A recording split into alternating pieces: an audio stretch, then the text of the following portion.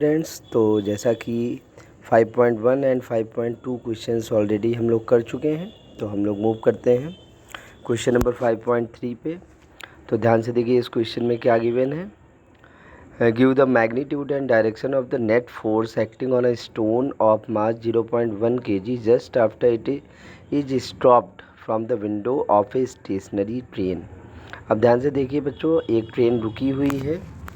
अब ट्रेन जब यहाँ पे रुकी हुई है तो उससे कोई भी बॉडी अगर यहाँ पे फेंकी जाए अर्थ पे, ये ट्रेन यहाँ पे रुकी हुई है, इस विंडो से अगर कोई भी बॉडी यहाँ पे अगर फेंकी जाती है तो सीधे जो है acceleration due to gravity G की वैल्यू 10 का यूज़ करेंगे हम लोग, और यहाँ पे फोर्स हम निकाल देंगे। तो फोर्स का फार्मूला होता है m इंटू ए की वैल्यू हम यहाँ पे बच्चों कितनी लेंगे 10, तो ये फार्मूला आ जाएगा 0.1 इंटू 10, तो आंसर आ जाएगा आपका 1 न्यूटन। तो यहाँ पे बच्चों फोर्स कितनी आएगी 1 न्यूटन। अच्छा, देन उसके बाद सेकंड पार्ट में कहा गया है आपसे कि just after it is drop from the window of the train running at the constant velocity of 36 kilometre per hour. तो ध्यान से देखिए बच्चों, ट्रेन फिर से कह रहे हैं कि ट्रेन रन कर रही है विद अ कांस्टेंट वेलोसिटी। अगर इसकी वेलोसिटी कांस्टेंट है तो हमको पता है कि बच्चों जो dv/dt होगा, मीन्स जो एक्सीलरेशन होगा वो यहाँ पे क्या हो जाएगा 0। मीन्स जो ट्रेन का एक्सीलरेशन होगा वो फील नहीं करेगी बॉल, वो केवल जो है एक्सीलरेशन ड्यू टू ग्रेविटी को फील करेगी। तो अगेन उसकी वैल्यू हो जाएगी 10, और यहाँ पे फोर्स फिर से वही आएगी आपकी 0.1 इंटू 10। तो again the same concept 1 newton यहाँ पे आ जाएगी फोर्स। ठीक है, I think it is clear to all. Now in next part it is question says that just after it is dropped from the window of a train accelerating, means now the velocity is not constant, means there is acceleration. So acceleration, if there is acceleration then force equal to, formula will be force equal to m into a, and a is what? So a mass is 0.1 and acceleration of the train running, so 1, so the answer will be 0.1 Newton. And listen one thing also, if the train is this force only create acceleration in horizontal direction, means horizontal direction. Finally the stone from the window comes like this, its motion will be projectile motion, and after its velocity will be stopped, then the horizontal force will become 0. So I hope it is clear to all of you. If train is accelerating, then we consider the acceleration of the train. Now our next part is lying on the floor of a train which is accelerating with 1 meter per second square. The stone is being at rest relative to the train. So now in this question, this part, the question says that train is running now with an acceleration of 1 meter per second square and the object is not dropped, it is lying on the train. So if it is lying on the train, then it feels same acceleration. Which acceleration? Train is accelerating, so the force will be F equal to again 0.1 and 1, so your answer is 0.1 Newton. Okay, I think it is clear to all of you. Now we will move to the question number 5.4. ध्यान से देखिए बच्चों, जब वो train के अंदर था particle तो वो ट्रेन का एक्सीलरेशन फील कर रहा था, तो उसका आंसर होगा 0.1 newton. Now we will move to the question 5.4। अब ध्यान से देखिए इस क्वेश्चन को समझते हैं हम लोग। तो देखिए क्वेश्चन में लिखा है कि one end of the string is connected to a particle of mass m। एक जो है स्ट्रिंग का पार्टिकल यहाँ पे m मास से कनेक्टेड है। तो यहाँ पे ध्यान से देखिए बच्चों, एक जो है सपोज करिए यहाँ पे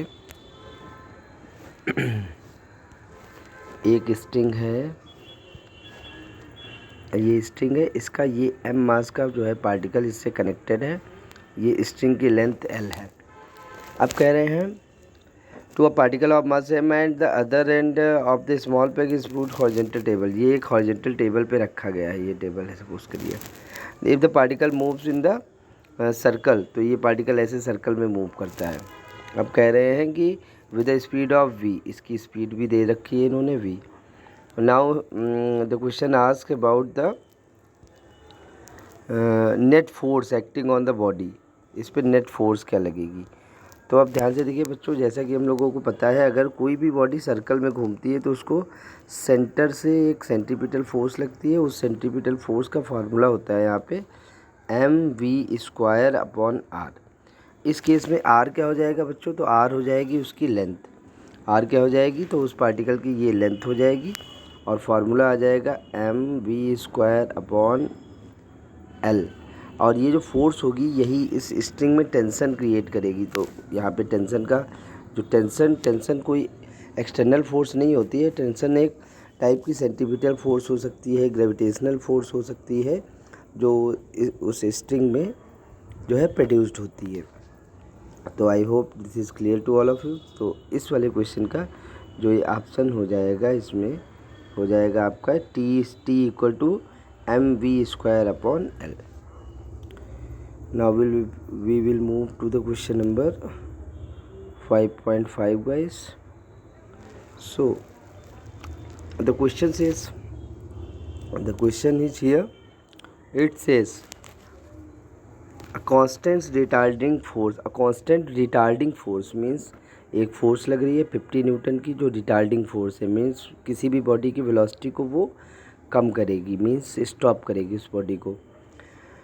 मास दिया है बच्चों 20 kg का। इनिशियली उसकी स्पीड 15 मीटर पर सेकेंड थी। अब कितने टाइम में वो बॉल स्टॉप हो जाएगी। तो it is a very simple question बच्चों। एक बॉडी चल रही थी जो किस स्पीड से चल रही थी, तो उसकी स्पीड है यहाँ पे 15 मीटर पर सेकेंड स्क्वायर इनिशियल स्पीड। अब जैसे कि फोर्स लगी तो वो बॉडी बच्चों क्या हो जाएगी, स्टॉप। तो उसकी फाइनल वेलोसिटी क्या हो जाएगी, 0। फाइनल वेलोसिटी उसकी 0 हो जाएगी। तो यहाँ पे जो फोर्स लगी है वो फोर्स भी मेंशन है आपको। फोर्स गिवन है 50 न्यूटन। अच्छा, मास भी गिवन है, तो फोर्स का फार्मूला होता है ma। तो ma इक्वल टू 50 न्यूटन। तो यहाँ पे मास की वैल्यू दी है आपको 20 kg। तो यहाँ पे हम एक्सेलेरेशन इसका निकाल लेंगे। तो जो एक्सेलेरेशन आ जाएगा बच्चों हमारा, वो आ जाएगा यहाँ पे 2.5। तो ये बच्चों आ जाएगा एक्सेलेरेशन कितना आ जाएगा, 2.5। तो ये 2.5 आ जाएगा। अच्छा, इस एक्सेलेरेशन की हेल्प से हम बच्चों यहाँ पे इस एक्सेलेरेशन की हेल्प से हम बॉडी का टाइम क्या है रुकने का, वो हम कैलकुलेट करेंगे। तो इस एक्सेलेरेशन की वैल्यू को आप देखिए, a इक्वल टू 2.5 मीटर पर सेकेंड स्क्वायर यहाँ पे आ गया है। Now what will we do, we apply our motion equations of motion. ऐसी इक्वेशन ऑफ मोशन अप्लाई करेंगे जिसमें टाइम पता हो।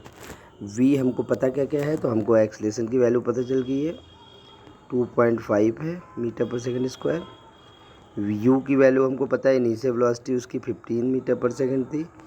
v की वैल्यू तो 0 ही हो गई बच्चों, टाइम निकालना है। तो हम लगाएंगे v equal to u plus at। ध्यान से देखिए, इसके सॉल्यूशंस भी हैं, अगर ना समझ में आए कुछ भी तो आप उन सॉल्यूशंस को देख सकते हैं।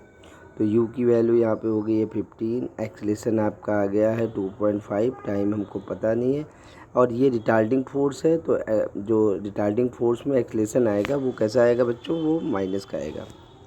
ठीक है, because it is retarding force. तो 2.5 को 15 से आप डिवाइड करेंगे 2.5 को, तो यहाँ पे टाइम की वैल्यू आ जाएगी, एंड 2.5 को डिवाइड करेंगे तो आ जाएगा आपका 6 second. So your answer will be 6 second. तो I hope it is clear to all of you. तो आंसर आ जाएगा 6 सेकेंड। ठीक है, 6 सेकेंड में बॉडी वो स्टॉप हो जाएगी बच्चों। ठीक है, तो okay, it's now we will move to our next question. देखते हैं बच्चों, जितने पार्ट ज़्यादा हो जाते हैं वो हम लोग सब लोग यहाँ पे ट्राई कर लेंगे, ताकि ये पूरा का पूरा चैप्टर एनसीईआरटी के सारे सॉल्यूशंस आपको एक जगह कलेक्शन मिल जाए। ठीक है बच्चों, तो देखते हैं इसको हम लोग। यहाँ पे क्वेश्चन नंबर देखते हैं 5.6। तो देखिए बच्चों 5.6 क्वेश्चन नंबर में क्या गिवन है।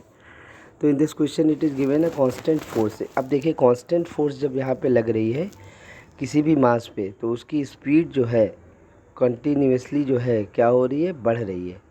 ठीक है, तो 25 सेकेंड्स में उसकी स्पीड 2 मीटर पर सेकेंड से हो गई है 3.5 मीटर पर second. The direction of the motion of the body remains unchanged, means उस मोशन उस पर जिस डायरेक्शन में फोर्स लग रही थी उसी डायरेक्शन में यहाँ पे मोशन हो रहा है, तो ये अनचेंज है, तो डायरेक्शन उसकी अनचेंज है। ठीक है, so what is the magnitude of the direction of the force, तो हमको फोर्स निकालनी है। तो बच्चों फोर्स का फॉर्मूला जैसे कि आप जानते हैं mv-u/t। तो यहाँ पे कुछ नहीं करना है, सिंपली ये कॉन्सेप्ट है, 3 kg की बॉडी है, v की वैल्यू 3.5 -2 हो गया, टाइम इसमें दिया है 25 सेकेंड्स। तो यहाँ पे सिंपल फार्मूला आ जाएगा, तो ये आ जाएगा 3 इंटू इसकी वैल्यू कैलकुलेट करेंगे तो आएगा 0.06। ठीक है बच्चों, इसको सॉल्व करेंगे तो आंसर हमारा आ जाएगा 0.18 Newton. So I hope this is a very simple question. एक बॉल जा रही है, उसकी स्पीड ये है, उसमें पीछे से फोर्स लगती है, तो फोर्स लगेगी तो वेलोसिटी उसकी बढ़ जाएगी। और वेलोसिटी कितने टाइम में बढ़ी है ये भी अगर टाइम मेंशन है तो हम उसकी हेल्प से एक्सेलरेशन निकाल लेंगे। तो एक्सेलरेशन जैसे ही निकालेंगे बच्चों, तो एक्सेलरेशन का फार्मूला यहाँ पे होता है v-u/t। अब एक्सेलरेशन जैसे ही आ जाएगा तो फोर्स का फार्मूला m/a भी लगा सकते हैं आप, F = m/a। तो यहाँ से फोर्स कैलकुलेट की जा सकती है। It's a very easy and simple questions according to 11th level. So धीरे धीरे हम लोग जो है इसके सारे न्यूमेरिकल्स करेंगे, सारे क्वेश्चंस करेंगे। फ़िलहाल आज के लिए बस इतना ही। We will meet tomorrow again. Okay, thanks for watching.